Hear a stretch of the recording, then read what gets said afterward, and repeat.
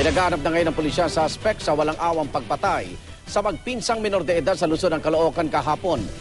Natagpuan po kahapon ng mga biktima na tadtad ng saksak at ginilitan pa sa loob ng kanilang bahay. Si Bam Alegre, naka-alerto 24. Patuloy ang manhunt operations ng Pulis Caloocan sa suspect sa karumal-dumal na pagpatay kahapon sa magpinsang minor de edad na sina Diana Rose Lisa at Joanna Marie Coronado. Kinilala ng Caloocan Police ang kapitbahay ng mga biktima na si Gilbert Corporal Folioso o alias Berto bilang suspect.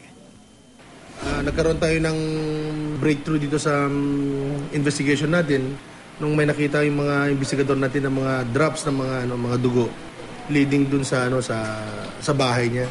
Na-recover din ang shorts na suot umano ng suspect sa mismong krimen. Galing ang ebidensya sa isang testigo na nagbigay din ng sinumpaang salaysay na nakausap niya ang suspect bago at matapos ang krimen. Tumangging humarap at magsalita sa kamera ang testigo.